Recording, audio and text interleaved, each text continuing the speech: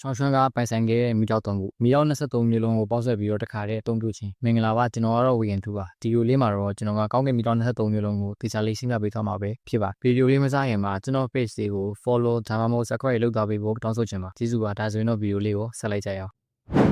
အမှန်တော့ကောင်းကင်ဘုံတို့စစ်ပိုင်ခြင်းဆိုတဲ့စစ်ကားကသွေးနဲ့ပြားဝန်ချန်တီနဲ့မိတောက်နဲ့ပြားရှောင်းရင်တွေရဲ့အားပြိုင်တဲ့တက်ဝဲတစ်ခုကြောင့်ဖြစ်ပြီးတော့ဒီတက်ဝဲမှာရှောင်းရင်ကမိတောက်23မျိုးလုံးကိုတခါတည်းအသုံးပြုခဲ့တာပဲဖြစ်ပါဒါဆိုရင်ရှောင်းရင်အသုံးပြုခဲ့တဲ့မိတောက်23မျိုးအကြောင်းကိုဆက်လိုက်ကြရအောင်မီတောက်23မျိုးကိုအဆင့်23မျိုးခွဲထားပြီးတော့အဆင့်23မှာအဝိုင်အောင်ရွှေမီတောက်ကရှိပါကောင်းကင်မီတောတွေကတာမန်မီတောတွေအတွက်ပြည့်စုံနိုင်စွာအဆများစွာမြင့်မာပြီးတော့တင်းတင်းနိုင်ဖို့လည်းအရင်ကမှခက်ခဲလေးရှိကြပါတယ်အဝိုင်အောင်ရွှေမီတောကလည်းအဲ့ဒီတိုင်းပါပဲသူကအဆင့်23ဆိုပေမဲ့တာမန်မီတောတွေအတွက်အဆပေါ်များစွာပို့ပြီးတော့ပြည့်စုံနိုင်စွာရှိပါတယ်သူ့မှာတော့အခုချိန်ထိပိုင်ဆိုင်မရှိသေးပါဘူးကောင်းကင်မီတောအဆင့်22တာရဲ1000မီတောသူရဲ့အယောင်ကအနီရောင်ဖြော့ဖြော့ဖြစ်ပြီးတော့တာရဲပုံစံတိုင်းရှိပါရွှေမီတောထက်ပို့ပြီးတော့ပြည့်စုံနိုင်စွာအမြင့်ပါတယ်အခုချိန်ထိသူ့မှာလည်းပိုင်ဆိုင်မရှိသေးပါဘူး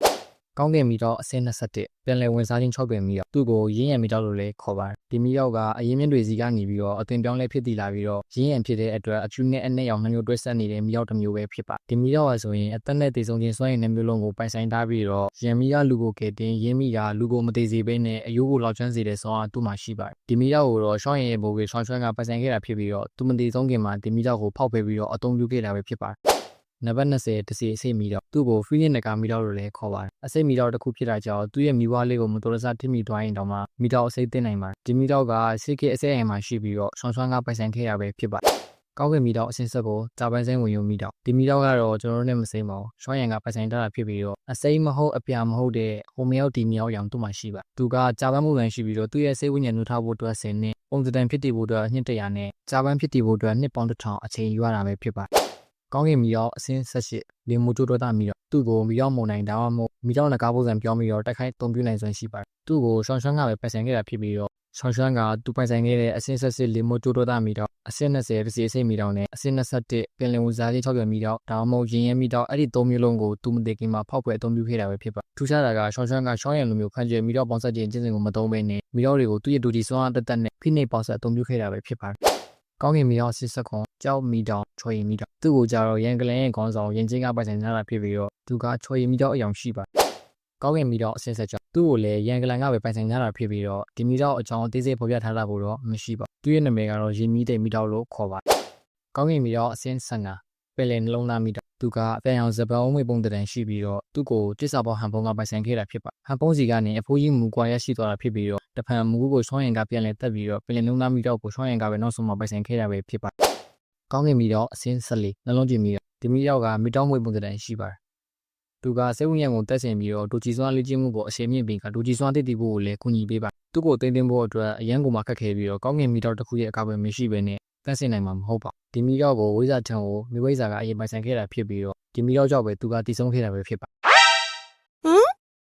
ကျွန်တော်နိုင်ငယ်ထပ်ပြီးတော့ရှင်းပြပြမယ်ဖြစ်ပုံကတလို့ပါဝိဇာထံကသူ့ရဲ့ခန္ဓာပေါ်တုန်းကရှိခဲ့တဲ့နေရာအဲ့ဒီနေရာမှာသူကနှလုံးကျွေးမီတော့လူစီအစ်တစ်မျိုးကိုရရှိခဲ့ပြီးတော့ဒီနှလုံးကျွေးမီတော့နှစ်ခုကိုပေါင်းဆက်ရာကနေပေါက်ပွဲပြီးတော့တည်ဆုံးခဲ့တာပဲဖြစ်ပ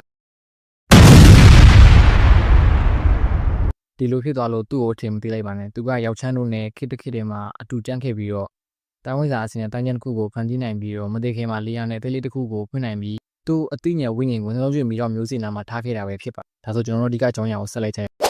ကောင်းကင်မီတော့အစင်း73ညူဝိညာဉ်လိတ်မီတော့သူ့ကိုရောင်ကလန်ကပိုင်ဆိုင်ထားပြီးတော့မီတော့ကအညိုရင်းရောအေယာမလိတ်ကြီးပုံတန်ရှိပါကောင်းကင်မီတော့အစင်းစနစ်လက်စီနဲ့ကားကိုပေါင်းပြီးတော့ဒီမီတော့ကတရားအောင်လက်စီကိုကောင်နဲ့ကားပုံတန်ရှိပြီးတော့စေဝိညာဉ်တက်ခိုင်းနိုင်စွမ်းသူ့မှာရှိပါဒီမီတော့ကိုမီလန်တောင်ကြကအမွေနှစ်မီတော့တစ်ခုပြေလက်စင်ကပိုင်ဆိုင်ထားတာဖြစ်ပြီးတော့အမွေနှစ်မရှိဘဲနဲ့တင်းတင်းဖို့မှာအရန်ကိုမှခက်ခဲပ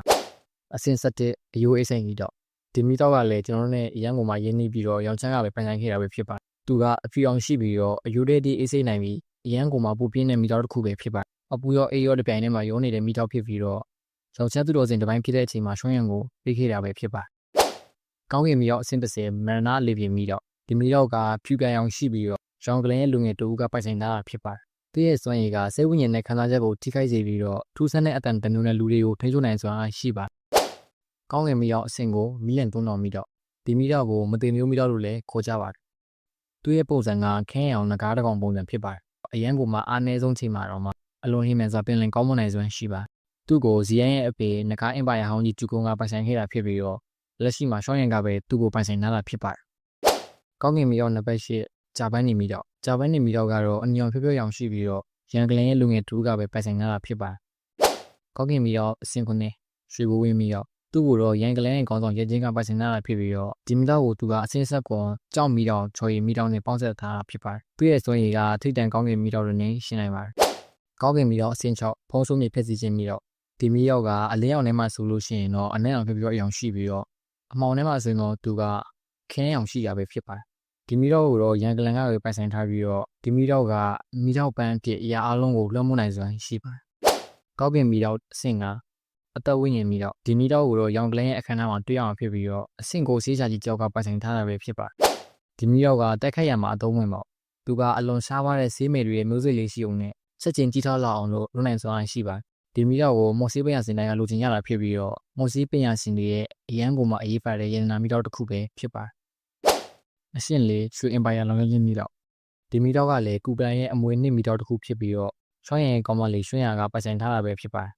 လောင်ကျန်းချင်းမီတော့တစ်ခုဖြစ်တာကြောင့်လောင်ကျန်းစားအရန်ကိုမှကြီးမားပြီးတော့သူကဒိုဂျီစွားတွေကိုပါလောင်ကျန်းပြစ်နိုင်စွမ်းရှိပါတယ်ဒီမီတော့ကတော့ရွှေဝါရောင်ရှိပါတယ်ကောင်းကင်မီတော့အဆင့်တော့တက်စင်နဲ့ဆိုကြပါမီတော့ဒီမီတော့ကဒူပုံစံရှိတာဖြစ်ပါတယ်သူကအဖြူရောင်ကိုဝတ်ဆင်ထားပြီးတော့သူ့ရဲ့ငကူမီတော့ရောင်ကတော့အပန်းရောင်ဖြစ်ပါတယ်ဒီမီတော့ကမီတော့ဝိညာဉ်တစ်ခုကိုဖန်တီးရတာဖြစ်ပြီးတော့သူပိုတိုင်းကလည်းကျေ6လောင်တိုင်းသူတော်စင်အစင်ရှိပါတယ်ဒီမီတော့ကိုတက်စင်နဲ့ဆိုကြပါသူတော်စင်ကအရင်ပိုင်ဆိုင်ခဲ့တာဖြစ်ပြီးတော့နောက်ဆုံးမှာရှော့ရင်ကပဲပိုင်ဆိုင်သွားတာဖြစ်ပါတယ်ကောင်းကင်မီတော့အစင်နဲ့ဒါတော့ဝမ်းမျိုးချင်းမီတော့ဒီမီတော့ကအနက်ရောင်ကိုလူတရားပုံစံဖြစ်ပြီးတော့အရာအလုံးကိုဝမ်းမျိုးနိုင်စွာသူ့မှာရှိပါတယ်သူကလက်ရှိဝင်းကလန်မှာရှိနေတာဖြစ်ပြီးတော့ကျေကိုလုံးတိုင်းသူတော်စင်တရားဖြစ်ပါတယ်ကောင်းကင်မီတော့အစင်တစ်အင်ပါယာမီတော့ဒါမှမဟုတ်မီတော့နှစ်ပြသူကစပင်းရောက်စုံနဲ့ထိုးစီရှိအောင်နှစ်ပြတစ်ပါးဖြစ်ပါတယ်သူကကောင်းကင်မီတော့အားလုံးရဲ့စွမ်းရည်တွေကိုအသုံးပြုနိုင်ပြီးတော့မီတော့အားလုံးကိုလည်းစင်ကုန်နိုင်စွမ်းသူ့မှာရှိပါတယ်ဒီမီတော့ကလူသားတယောက်မဟုတ်တာဖြစ်တဲ့အတွက်တခြားကလန်တွေလိုမျိုးတိုင်းနှစ်ပြမွေးရပါစွမ်းရည်သူ့မှာရှိပနေအမွေဆက်ခံခြင်းသာရှိပြီးတော့ဒါကိုချောင်းရင်ကပြင်းပြအောင်လုံးနိုင်ခဲ့ပြီးတော့မီတော့နှစ်ပြအစ်ဖြစ်လာတာပဲဖြစ်ပါတယ်တရားစဉ်းစားကြည့်မယ်ဆိုရင်ဒီမီတော့ကလောကကြီးမှာတည်တံ့တရှိနေတာမျိုးမဟုတ်ပါဘူးမီယောနှစ်ပြားကိုအဆင့်1မီတာလို့ခေါ်တာဖြစ်ပြီးတော့ရှောင်းရင်ကပဲမီယောနှစ်ပြားအသေးဖြစ်လာတာကြောင့်သူကိုယ်တိုင်ကပဲအဆင့်1မီတာလို့ခေါ်လို့ရပါတယ်အားလုံးကိုခြုံငုံပြီးတော့ပြောရမယ်ဆိုလို့ရှိရင်ကူကလန်ဝင်းကလန်မီလန်တောင်ကြားနဲ့အဆင့်ကိုဆေးဆရာတွေကကောင်းကင်မီတာ၄မျိုးတပုစီပိုင်ဆိုင်ကြတာဖြစ်ပြီးတော့ပိုင်ရှင်မရှိသေးတဲ့မီတာကလည်း2ခုရှိပါတယ်နောက်ထပ်ကောင်းကင်မီတာ2ခုကိုရောင်ကလန်ကပိုင်ဆိုင်ကြတာဖြစ်ပြီးတော့မီတာကလန်ရန်ကလန်ကကောင်းကင်မီတာ5ခုထိကိုပိုင်ဆိုင်ကြတာပဲဖြစ်ပါတယ်ရှောင်းကလန်မှာရွှန်ကမီတာ3ခုထိကိုပိုင်ဆိုင်ခဲ့တာဖြစ်ပြီးတော့ရွှန်ရဲ့မီတာ9ခုနဲ့တက်တက်လိုက်မယ်ဆိုရင်ရှောင်းကလန်ကမီတာအားလုံးပေါင်း10ခုထိကိုရရှိခဲ့ပူတာပဲဖြစ်ပါတယ်အဆုံးလေးကြည့်ပြီးအတွက်အားလုံးကိုကျေးဇူးတင်ပါတယ်ဒီဗီဒီယိုလေးကိုကြည့်နေတဲ့ဆိုရင် like တီးပေးခဲ့ပြီးတော့ပြုချင်တာဖြစ်ဖြစ်လိုအပ်ချက်ရှိသွားတာဖြစ်ဖြစ်ကိုမမလွတ်လပ်စွာဝင်ရောက်ဆွေးနွေးညှိနှိုင်းသွားလို့ရပါတယ်နောက်ဗီဒီယိုမှာပြန်တွေ့ကြတာပေါ့